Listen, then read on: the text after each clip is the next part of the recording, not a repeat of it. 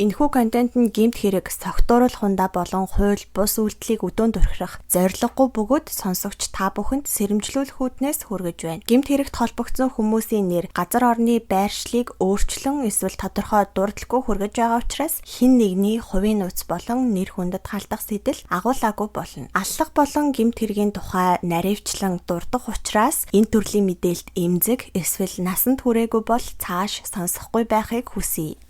Сайн байцгаана уу сонсогчдоо, шинэ дугаардаа тавтай морил. За дугаараа эхлэхээс өмнө жаахан богинохон тайлбар хийчихье гэж бодлоо. Хаяа нэг олонний дунд нэлээд яригдаж байсан гэмт хэрэг ярихаар шинэ сонсогч нар их орж ирдэм байна. Тэгээ манай сувг болохоор шүүхийн шийдвэрийн цахим сан буюу шүүх цэгийн дээрээс 3 шатны шүүхийн аль бие усны шийтгэх тогтоол магадлалд үндэслэн контентоо бэлтгэж ярьдаг. За зарим тохиолдолд буюу аль бие усны их сурвалжийг нь нууцлчихсан байх юм бол хэргийн холбогдогч талуудын өөрсдийнх нь өгсөн ярилцлага, мэдэгдэл, хэвлэлийн баг хурал нэвтрүүлэг гэх мэт мэдээллээс их сурвалжаа авч ярьдаг. Мөн эрх зүйн мэдээллийн нэгдсэн систем буюу Legal Info цэгийн дээрээс тухайн ярьж бух хэрэгтэйгээ холбоотой хуулийн заалтуудыг дурдаад явдаг. За яг Монголд болж исэн гэмт хэргийг ингэж деталь ихтэйгээр тайлбарлаж ярьсан хүмүүс бол нэг их олон байдаггүй болохоор та бүхэн гайхах нь бол зүүн хэрэг бах. Тэгээ та бүхэн ч гэсэн өөрсдөө хаагаад унших юм бол интернетэд бол нээлттэй байж байгаа. Тэгээд хэрвээ хохирогч, гэрч, шүүгдэгч ч юм уу болоод гэмт хэрэгт холбогдсон эсвэл иргэний хэргийн маргаанаар та шүүхээр орсон л бол таны хэлсэн үг бүрчин цэг таслалтайгаа шүүх цэгийн дээр бичигдчихсэн байдаг юм шүү. За ингээд намайг хаанаас их сурвалжаа олд юм бэ? Зохиож яриад байд юм уу гэдэг хүмүүст бол ойлгогдохоор тайлбарлсан байхаа гэж бодож байна. Тийм тэгээд нэмж хэлэхэд мэдээлэл өгье энтергээд тэгээ шүүхийн байгууллагт ажилдаг гэсэн хүмүүс бичээд байгаа. Тэр хүмүүст хандаж хэлэхэд та нар жаахан маргаалтай байгаарэ. Нууц мэдээллийн энтрээ цагдаагийн байгууллагад зохих журмынхан дагуу мэдээллээрээ тэгжиж тэр гэмт хэрэг чинь илрэн зөв шийдэгдэнэ. Миний хувьд болохоор хувь хүнээс огт мэдээлэл авдаггүй байгаа. За ингээд бүгдээрээ өнөөдрийн хэрэг рүүгээ орцгоё. 2022 оны 3 дугаар сарын 28-нд 19 цаг 30 минутын үед нэгэн эмэгтэйн утсанд дуудлага ирсэн. Утсан автал танаа дүүгийн зээл авсан газрынхан зээлийн эдийн засагч нь байна. Дүү чинь зээлээ төлөх хугацаанд хэтэрчихсэн. Тэгээд өөрлөө залгахаар утас нь холбогдохгүй байна. Таны дугаарыг бүртгүүлчихсэн байна. Өөртөө нь яг ямар дугаараар холбоо барих вэ гэж асуусан байна. Тэгэхээр нь дүүгийнхаа 8 настай хүүгийн дугаарыг өгөөд энэ дугаар руу ярьцгаа. Өөрийнх нь хүүхэд нагаамаа тэгээд ээж нь хүүхдтэйгээ цуг байгаа хаа гэж хэлээд утсаа тасалсан. Гэтэл ердөө 2-3 минутын дараа зээлийн эдийн засагчаас дахин дуудлага ирсэн. Нилээн гайхсан байдалтай "Ихчээ, сая таны өгсөн дугаар руу залгасан чинь нэг эрэгтэй хүн авснаа. Танахаас зээл авсан хүн чинь үхчихсэн байна. Зээл нь хідэн төгрөг үлдсэн. Би төлчийгээд сони юм яриад байна. Ямар нэг юм болсон бололтой та яаралтай холбогдоод үзээрэй" гэж хэлээд тасалсан. Ингээд энэ эмэгтэй бүр гайхаад дүүгийнхаа 8 настай хүүгийн дугаар руу өөрөө залгасан чинь утсыг нь дүүгийнх нь салсан нөхөр нь авсан. Тэгээд чи яахаараа манай дүүгийн хүүхдийн утсыг авдсан бэ? Юу болоод байгаа? Би дүүтэйгээ эсвэл дүүгийнхаа хүүхдтэй ярмаар байна гэсэн чинь өгчгсөн хүнтэй юуг нь ярьдیں гэснээ уцаа тасалсан байгаа. Тэгсэн дахиад нэг танихгүй дугаараас нэг эмэгтэй хүн залгаснаа "Ихчээ, манай гэрт 2 жаахан хүүхэд орж ирснээ. Ээжийг маань алчлаа" гэж хэлээд уйлаад байна. "Тэгээ таны дугаарыг надад өглөө. Та хурдан ирэх үү" гэж хэлсэн. Утсанд нь дуудлага ирээд байгаа энэ эмэгтэй болохоор өөрөө Улаанбаатар хотод ирчихсэн явж исэн. Харин түүний дүү нь 2 хүүхэдтэйгээ амьдардаг юм байна. Түүний дүүг цаашдаа А гэж нэрлээд яриад явжээ. За ингээд маш яралтай байгаа бусад дүү хамаатан садан хүүхдүүд рүүгээ залгаад "Та нар яралтай Агийн гэрлүүн очиж шалгаад хаа. Ямар нэг юм болцсон юм шиг байна. Хүүхдүүд нь уйлаад хажуу айлдаа орсон байна" гэд хэлж мэдэгдсэн. Сүүлд залгасан эмэгтэй хүн ямар учиртай байсан бэ гэсэн чинь аймагт амьдардаг нэгэн иргэн гэртээ байж исэн чинь гинэтхэн гэрт нь хажуу айлынх нь 2 жаахан хүүхэд дотуур хувцснаас өөр хувцсгүй маш их айж сандарсан зочирдсан байдалтай гүгээд ороод ирсэн. Орж ирсэн хүүхдүүдийн томоос нь буюу ахаас нь "Яс юу болсон миний дүү" гэд асуусан чинь "Манай ээжийн бас найзыг нь хутгалчихлаа. Алчглаа штэ" гэд ихэр татаад уйлаад бүр ээрээд эхэлсэн байгаа. Тэгээд ихчээ та энэ дугаар руу залгаад хилээд өгөөч гэд нөгөө ихэнд дурдсан ээжийнхаа ихчийн дугаарыг өгсөн юм байна. Ингээд нөгөө иргэн бол бушуухан босож гэрийнхаа хаалгыг дотор талаас нь түгжээд цагтаа эмнэлгийн байгууллагад мөн хүүгийн өгсөн ээжийнх нь ихчийн дугаар руу залгаж хэлсэн юм байна. За ингээд хэрэг болсон газар буюу Агийн гэрт нь цагдаа болон өөрийнх нь эгч дүү хамаатан садан гээд олон хүмүүс нь цугларсан. Дуудлагаар очисон цагдаагийн алба хаагчийн мэдүүлэгтээ дурдсанаар тухайн айлын хашааных нь машин ордог том хаалга нь онгорхой байсан. Хашаанд амьдардаг хүмүүс юм уу эсвэл гудамжаар явж байсан хүмүүс юм уу гэдгийг нь хэлж мэдэхгүй байна. Ямар ч байсан 4-5 хүн хашаан дотор зарим нэг нь сандарчихсан, зарим нь уйлчихсан байдалтай зогсож байсан гэсэн. Сүүлд шалгаад тодруулаад үзэхэд эдгээр хүмүүс бол Агийн эгчийнх нь хүүхдүүд тэгээд хажуу айлынх нь хүмүүс байсан юм байна. Уг хэрэг гарсан гих газар нь ертөнцийн зүгээр урд зүгт харсан төмөр хаалгатай блокон хашаа байх бөгөөд хашааны хойд буланд зэрэгэлдээ хоорондоо 5 орчим метрийн зайтай 2 дүнзэн байшин байсан. Баруун талын байшин нь болохоор 2 хүүгийн уйлаад гүйж орсон хөрш айлынх нь гэр байсан. Зүүн талын жижиг байшин нь болохоор тэдний өөрийнх нь гэр юм байна. Зүүн талын жижиг дүнзэн байшин руу явах замд газарт цус туслаад ингээд явсан бололтой мөр үсчихсэн байсан. Ингээд зүүн талын жижиг байшинд ороход хаалга нь нээлттэй бөгөөд үүдний хэсэгт байшингийн цонхон талд дээш харсан 2 эмэгтэй хүний цогцос байсан. Маш их хэмжээний цус алдчихсан. Ойр орчмынх нь эд зүйлс нь нэлен хүүдээ цуснд будагдсан байв. Амиа алдсан 2 хүний нэг нь ихэн дурдсан А гэх эмэгтэй байсан бол харин нөгөө нь түүний найз Б гэх эмэгтэй байсан. Улаанбаатар хотоос найзындаа ирээд нэгээс 2 хонцоход буцах гэж байсан хүн юм байна. Амь хохирогч нарын нэгнийх нь цогцсны хөлнөөс 13 см-ийн зайд хөрөн өнгийн хуванцар бариултай нэг ширхэг хутга байсан. Мөн түүнээс гадна 47 см-ийн зайд 11 см урттай хутганы бариулыг газарт хаячихсан байсан. Хохирогч нарын цогцыг эргүүлээд доош харуулхад А гэх эмэгтэйн баруун далных нь орчимд бариулгүй хутга буюу хутганы ажлын хэсэг эр хэсэг нь зоогдчихсан байдалтай байдаг. Шинжээч тухайн хутгыг гэрэл зургийн аргаар бэхжүүлэн авахаар татаж үзэхэд сугарахгүй маш гүн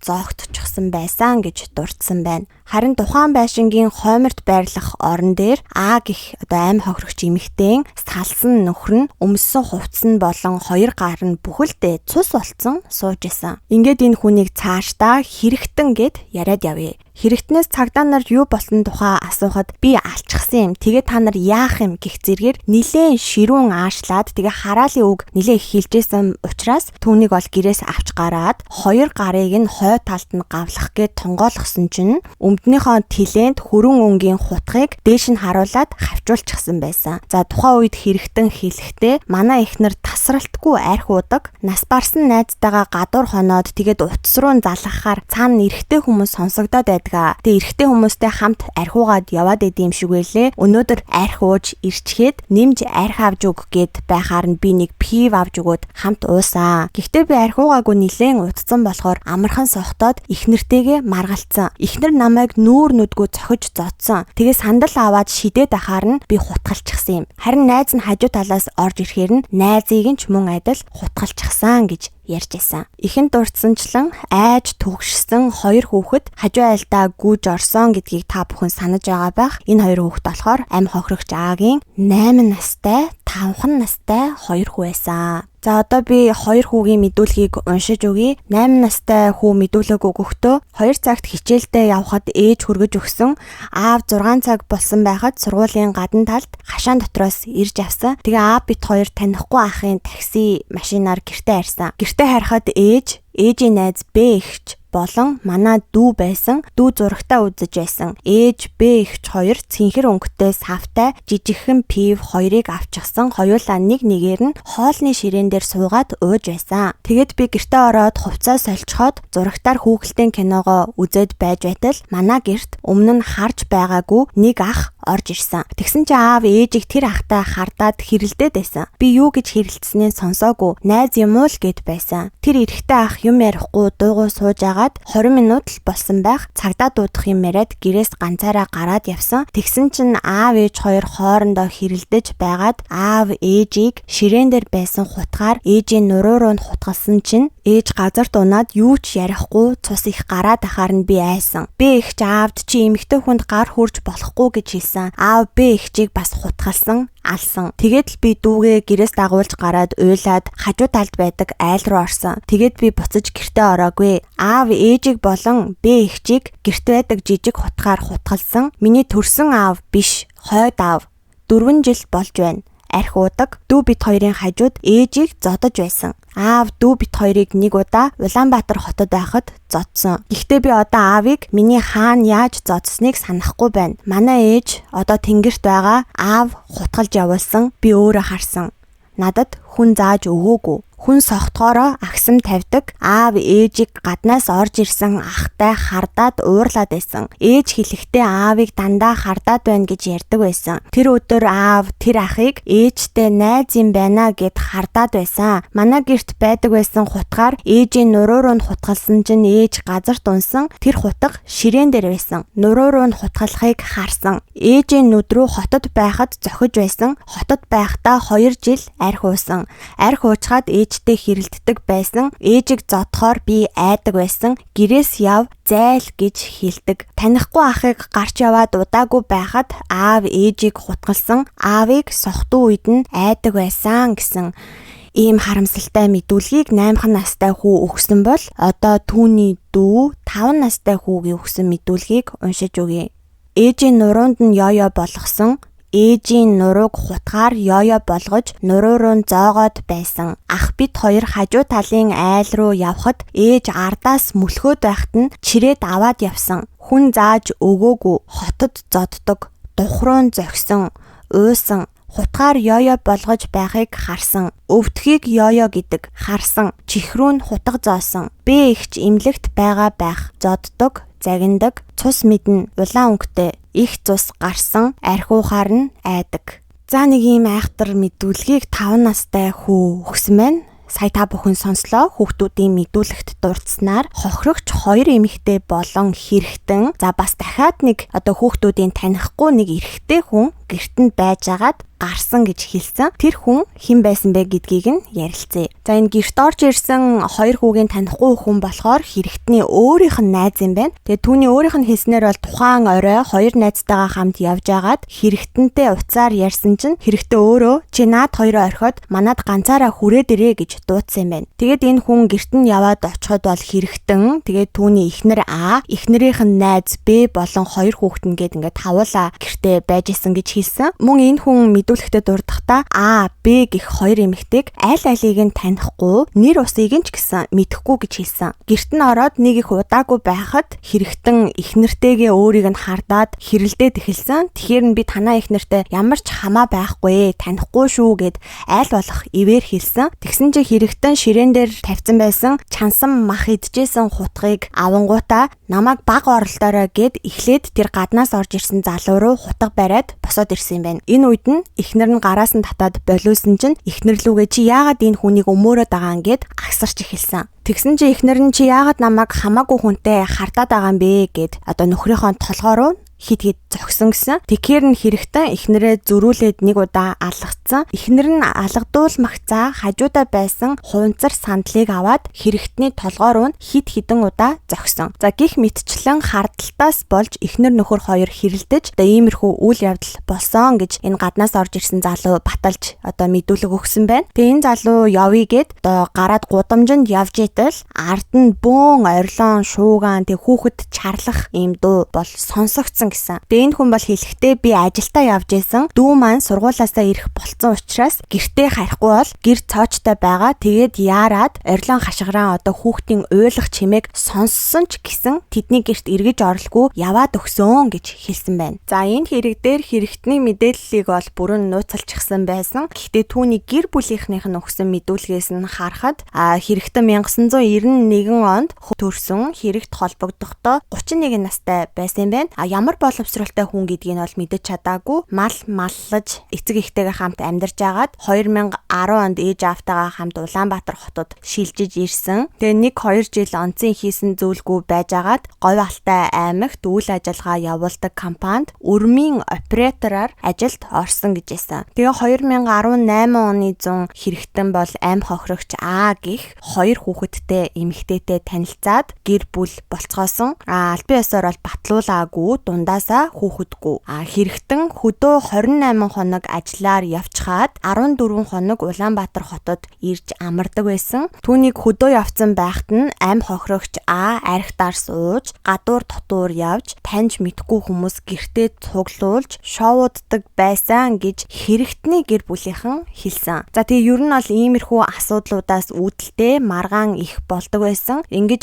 байжгаад 2020 оны өвөл хоорондоо муудалцаж ийм зодоон цохооны асуудал болоод сонгон хайрхан дүүргийн цагдаагийн газарт шалгагдаж байсан удаатай юм байна. Хэрэгтний гэр бүлийнхний мэдүүлснээр амь хохирогч А хэрэгтний өөрийнх нь цалингийн зээлээр худалдаж авсан гэр орныг нь бүгдийг нь ачаад аваад явсан гэж хэлсэн. Мөн хэрэгтэн өмнө нь бас хулгайн хэрэгээр ял шийтгэл эдэлж байсан гэж дурдсан байна. Гэхдээ хоригдож энтер байгаагүй торгуулийн ял юм уу эсвэл тэнсэн харгалзах ял авч ясан юм шиг байна. Гэрч нарын мэдүүлгийг уншаад байж хахад хэрэгтэн тийм сайн хүн байгаад түүнд алуулсан А гэх эмэгтэй бол үл бүтэх хүн байсан юм уу яасан. Хэрэгтний гэр бүлийнхэн бол дандаа хэлэхдээ Аг архины хамааралтай, мухааштай, тогшин ширүүн зан ааштай байсан л гэж хэлжсэн. Харин өөрийнхөө хүүг бол хэрэгтэнг бол элдв муухай ааш араншин гаргаад байдаггүй, хүний үгээр байдаг. Тэгээд зөөлхөн сэтгэлтэй, хүнд тусархуу зантай, бас өөрт нь юу байна тэрийг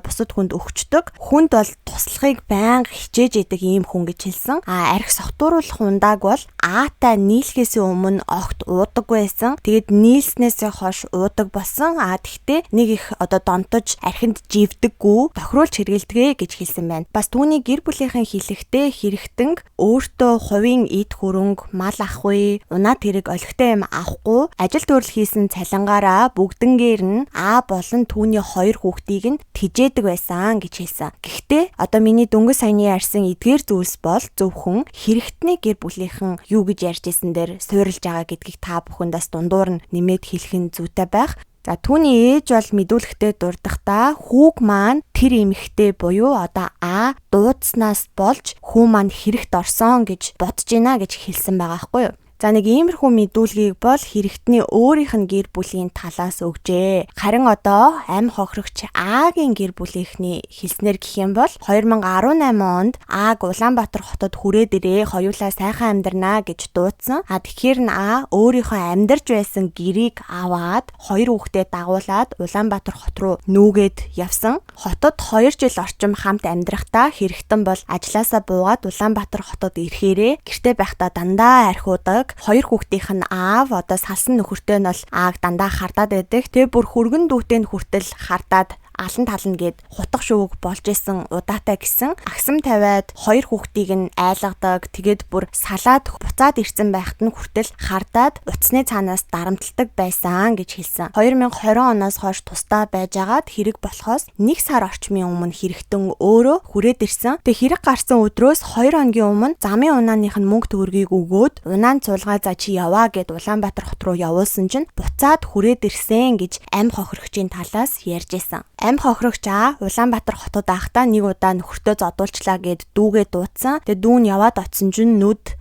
хамар энтер нь хавдаад хөхөрцөн байдалтай байж байсан. За энэ үед бол хэрэгтний өөрийнх нь эгч нь бас гэрт нь ирсэн. Тэгээд дүүгээ чи ямар их ихнэрээ зоддсон бэ гэж хэлжсэн гэсэн. Гэхдээ дээр дурдсан мэдүүлгээс харахад бол хэрэгтний гэр бүлийнхэн манай дүү, манай хүү Ааг бол зодож байсан гэж огт дурдааг байсан. Ааг нас барсныхан дараа утсыг нь шалгахад хэрэгтнээс зүй бус үгээр доромжилсан мессежүүд бол маш их ирсэн байсан гэсэн. Дурдах юм бол өөртөө нь амьдрахгүй бол сайнаа үзэхгүй гэх зэргээр ийм дарамтлсан, сүрдүүлсэн өнгө аястай мессеж илгээдэг байсан. Хэрвээ та бүхэн санаж байгаа бол одоо би түрүүн дээр хэлсэн цагдаа нарыг ирэхэд хашаанд нь 4-5 хүн цугларсан байсан гэсэн тэр хүмүүс болохоор Агийн эгчийн хүүхдүүд өөрийнх нь төрсөн дүү энэ төр юм бэлээ. Тэгсэн чинь тэр эдийг ирсэн чинь хэрэгтэн эгчээ чинь алдсан штэ орж харах уу гэд нилийн юм тухуурхсан өнгө аястай хэлжсэн. Тэгээд бас би эгчээ чинь хутгалаад алдсан. Яг одоо гэртээ хөвтөж байгаа энэ төр гэж хэлсэн гинэ. За ингээд эхнэр нөхөр хоёрын аль альныхын талаас ямар мэдүүлэг өгснгийг хүргэлээ. Гэр бүлийн хүчирхийлэлтэй холбоотой байж болох үс ийм хэрэг дээр бол заавал ойр орчмынх нь хүмүүсээс одоо хосуудын хоорондын харилцааныхын тухай мэдүүлгийг авдаг юм шиг байлээ. Та бүхэн сая сонслоо. Гэрчүүд бол аль тал нь нөгөө талын хүн рүүгээ одоо бурууг чигсэн. Тэгээд өөрийн талын хүнээ өмөөрсөн гэх юм уу те ийм мэдүүлэг өгснийг хүргэлээ. Одоо бүгдээрээ шүүхийн шинжилгээтэй танилцъя. Хамгийн шүүхийн шинжилгээний албаны шинжээчийн 2022 оны 4-р сарын 21-ний өдрийн 76 дугаартай дүгнэлтээр амь хохирогч Аан гүрээний артерийн судаснд тасарсан зүсэгдсэн шархны улмаас цочмог цус алдалтын шоконд орж нас барсан байна. За үүнээс гадна түүний тэр нурууных нь 3 дугаар нугламд хатгагдаж зүсэгдсэн шархтай. Тэгээд баруун хөхнийх нь орчмоос хутгалаад тэр хутга нь бол бүр цээжнийх нь хүндий рүү нэвтэрсэн юм 2 ширхэг шарх байсан. Бас баруун талын чих болон эрүүн зүсэгдсэн зүүн хацар нь зулгарчихсан байсан. Нас барах үедээ архи сохтууруулах хундаа хэрэгэлсэн байсан ч сохтолтгүй байжээ гэж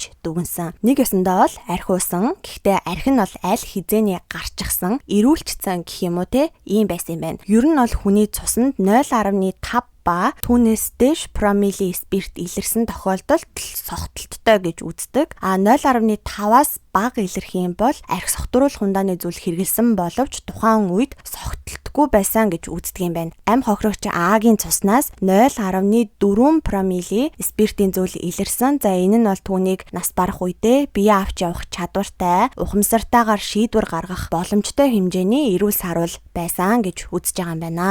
Харин шүүхийн шинжилгээний 2022 оны 4 сарын 14-ний өдрийн 77 дугаартай дүгнэлтээр амь хохирогч Б буюу найз нь болохоор бас адилхан гүрээний судаснд тасарсан гэмтлийн улмаас цочмог цус алдалтын шоконд орж нас баржээ гэсэн. Б гэх эмэгтэйг бол артерийн судсыг нь зүгээр ч нэг зүсэд тасалчаагүй. Яаж тасалсан бэ гэхээр бүр үнэхээр хэрцгээсэн. Зүүн талын чихнийх нь нүхнийх нь орчимд хутгалаад тэгээд тэр хутгаа зоосон чихтэй доош нь ингээд хүзүүрүүн татчихсан юм шиг байлээ. Яг дүгнэлтэн дээр болохоор альбаны үгээр гэх юм уу те яг ингэж бичсэн байсан. Зүүн чихний сөв орчмоос зүүн хөхлөх сэртэн залгуурын хүндийг хамарч зүүн гүрээний артер хүртэл үргэлжилсэн шарх гэж бичсэн байна. За тэгээд үүгээр бол найзынханд бие дүүссэн шархан дуусаагүй, даланд нь арьсан дагуур нь хавж орсон зүсэгдсэн шарх байсан. Дух болон баруун хацарт нь бас зулгаралт тогтогдсон. Тэрээр нас барах үедээ хөнгөн зэргийн сохтолттой байсан юм байна.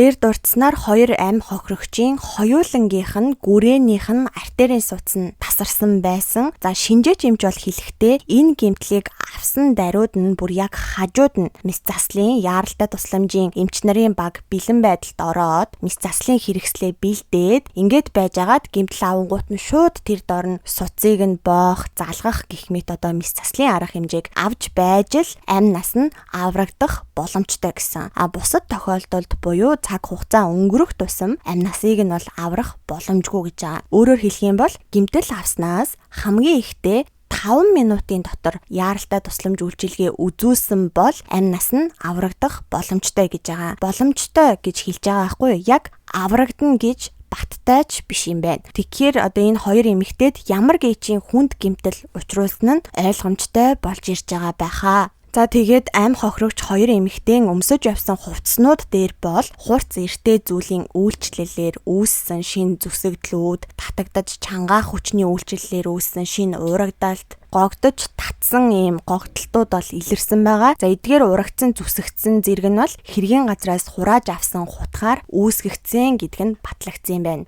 Шүүх сэтгэц эмгэг судлалын 2022 оны 5 дугаар сарын 18-ны өдрийн 27 дугаартай дүгнэлтээр хэрэгтэн бол гэмт хэрэг үйлдэх үедээ сэтгэл мэдрэлийн ямар нэгэн өвчнөд байгаагүй, үнэн зөв мэдүүлэг өгөх, хэрэг хариуцах чадвартай учраас түүнд эмнэлгийн чанартай алдагдлын арга хэмжээ авах явах шаардлагагүй гэсэн байна. За амь хохирогч Б буюу найзынх нь гэр бүлийнхэн бол хамгийн сүүлд түүнтэй 3 сарын 25-нд Улаанбаатар хотод байхад нь холбогдсон. Тэрнээс хойш бол огт яриаггүй Атай уулзахаар авсныг нь ч огт мэдээгүй байж агаад гинэтхэн ийм аимшигтай мэдээ сонссон. Б гэх эмэгтэй болохоор бас 2-2 хүүхдийн ээж байсан юм байна. Хүүхдүүд нь 8 настай, 3 настай ийм 2 хүүхдээдэг. Хэрэг болох үед болохоор хүүхдүүдээ ээж аавдаа үлдээчихсэн байсан гэсэн. Тэгээ шүүх хурлын үеэр түүний ээж нь ярихдаа "Зээ охин маань миний ээж хаана байгаа юм бэ?" гэж дандаа асуудаг. "Бид юу гэж хэлэхээ мэдэхгүй үнэхээр хэцүү байдгаа" гэж хэлсэн байна. Бас тэрээр хэлэхдээ яг тэр хэрэг болж байх цаг хугацаанд буюу 2022 оны 3 сарын 28-ны өдрийн 19 цагийн үед Б-гийн баг охин нь буюу 3 настай охин нь "Би ээжтэйгээ ярмаар байна" гэд уйлсан гэсэн. Тэгэхээр нь утас руу залгасан чинь утас нь холбогдохгүй байсан гэж хэлжсэн. Ингээд маргааш нь түүнийг нас барсныг нь мэдсэн юм байна. Шүүх хурлын үеэр түүний гэр бүлийнхэн хэрэгтэнд хандаж "Чи 32 настай цэцэг шиг 2-2 эмэгтэй хүний амийг авсан. Чамд ялын дээд хэмжээ оногдуулаад чамаас авах ёстой юм авнаа" гэж хэлжсэн. Энэ хэрэг дээр хамгийн чухал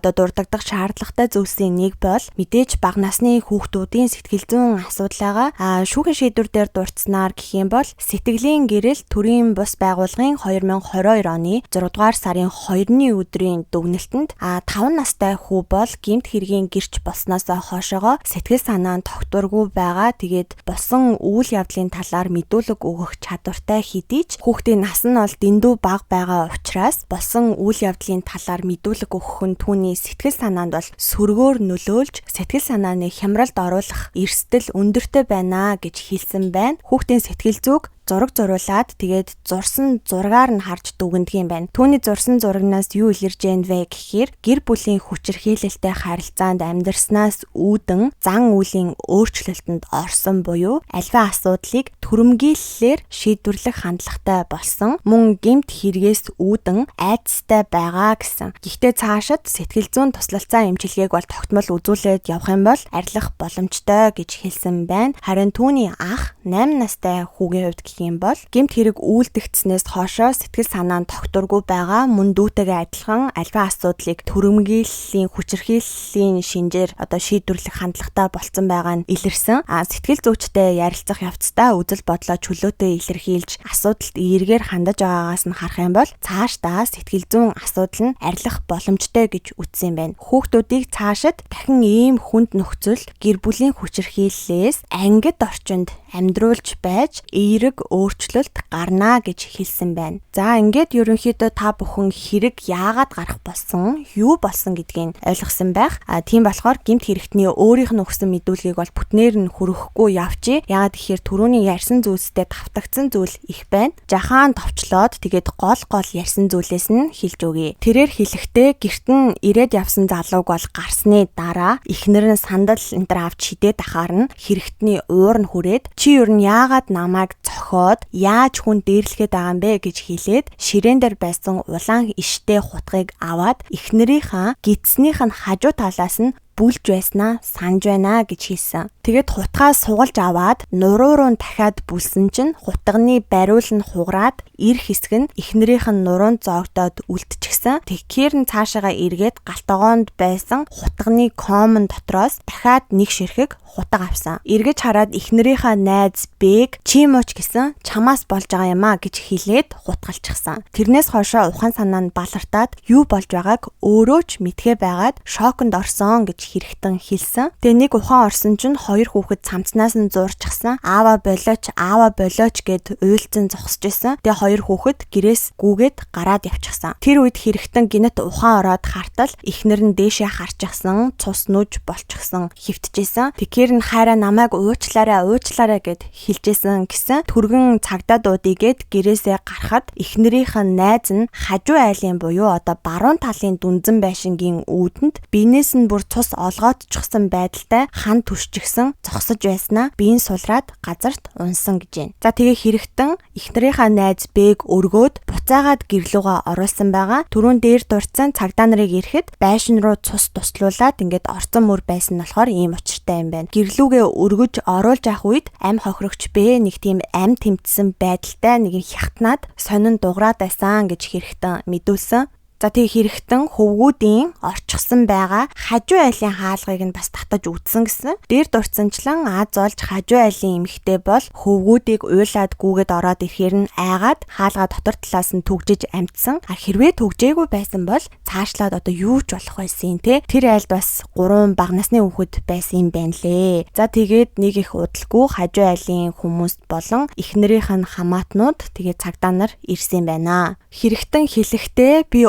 өөрийн үйлдэлийг хянах чадвартай байсан. Ийм хэрэг үйлдэх болсон шалтгаан нь миний ууралсан уурнаас болсон. Манай эхнэр арх угаад үгэнд орохгүй байсан. Сүүлдээ би гуйж жүтсэн, уйлж жүтсэн. Тэгсэн хэдий ч тогтмол арх дарс хэрэгэлдэг байсан гэж хэлсэн байна. Мөн тэрээр би энэ хийсэн үйлдэлдээ маш их харамсаж байна. Надад хуулийн дагуу боломжит хөнгөн ял шийтгэлийг оноож өгөхийг хүсэж байна. Маш ихээр гимшиж харамсаж байна гэж хэлсэн байна. За ингээд хэрэгт цугларсан шүүх хуралдаанаар шинжилэн судлагдсан. Одоо дээрх баримтууд гэрч нарын мэдүүлгүүд дээр үндэслэн хэрэгтэн нь 2022 оны 3 сарын 28-ны өдөр 19 цагийн орчимд Амигт согтууруулах хундааны зүйл хэрэгэлсэн үедээ гэр бүлийн хамаарал бүхий харилцаатай хүн болох хамтран амьдрагч Ааг бусадтай хардан маргалдаж за улмаар ам хохирогчийн хүүхдүүд болох 8 болон 5 настай бага насны хүүхдүүдийн дэргэд ээжийнх нь цээжин тус газар 2 удаа, нуруунд тус газар нь 1 удаа, хүзүүн тус газар нь 1 удаа буюу нийт 4 удаа хутгалж алсан. Мөн тухайн цаг хугацаанд ам хохирогч Аатай хамт байсан түүний найз Бэг мөн хүүхдүүдийн нүдэн дээр нуруунд тус газар нь 1 удаа, чихэн тус газар нь 1 удаа, нийт 2 удаа хутгалж хүнийг онцх харгас хэрцгийгээр гэр бүлийн хүчирхийлэл үйлдэж 2 хүнийг алсан үйл баримт нь нотлогдож тогтоогдсон байна гэж үздэн байна. Прокурорын зүгээс хэрэгтэнд бүх насаар нь хорих ял оногдуулаад тэгээд хаалттай цагдан хорих байранд тусгаарлаж буюу одоо гянданд ял идлүүлэх санал гаргасан юм байна. Гэхдээ шүүх бүрэлдэхүүний зүгээс бүх насаар нь биш 20 жилийн хугацаагаар хорих ялаар шийтгээд тэгээд хаалттай хорих байгууллагад идлүүлэх нь түүний үйлдсэн хэргийн гин буруу хувийн байдал тохирно гэж шүүх бүрэлдэхүүн дүгнсэн байна. Бүх насаараа гянданд биш 20 жил хаалттай хориход ял идлэхээр болсон байна. Өмнө нь бас би хэлжсэн энэ хэрэг дээр бас богинохон тайлбарлахад Монгол улсын бүх насаараа хорих ял нь яг үхэн үхтэл нь бол хордоггүй 30 жил гэж явдсан байна. Тэгээд 30 жил хоригдсны дараа гэмт хэрэг үйлдсэн нөхцөл байдал, учирсан хохирол, хор уршгийн шинж чанар тэгээд ялтны өөрийнх нь хувийн байдлыг харгалзаж суллах эсгийн шийдвэрлэдэг. Хэрвээ ялтныг суллаагүй байх юм бол 2 жил тутам энэ талаар нь дахин хилэлцнэ гэж эрүүгийн хуулийн 5-6 дээр зааж өгсөн байт юм байна. Эхнэрийнх нь буюу ам хохирогч Аагийн гэр бүлийн зүгээс 43 сая төгрөг, түүний найз ам хохирогч Бэгийн гэр бүлээс бол 27 сая төгрөг тус нэхэмжилсэнийг бол хэрэгтнээс гаргуулахаар болсон. 2 гэр бүл тус тусдаа 200 сая төгрөгийг сэтгэл санааны хохиролд нэхэмжилсэн. Гэхдээ энийг бол эрүүгийн хэргийн шүүхээр хилэлцэхгүй иргэний журмаар нэхэмжлэх эрхийг нь нээлттэйгээр үлдээсэн юм байна. За ингээд өнөөдрийн хэрэг маань энэ хүрээд дуусаж байна. Та бүхэн юу гэж бодож ин санал бодлоо үлдээгээрэй. Энэ хэрэг дээр хамгийн харамсалтай нь 2 хүүхдийн сэтгэл зүй дээр л бол үнэхээр бүр зүрх өвдлөө. Тэгээд та бүхэн маань бас комент хэсэг дээр бичээд үлдээгээрэй. Дараагийн дугаараар уулзтлаа. Түр баяртай.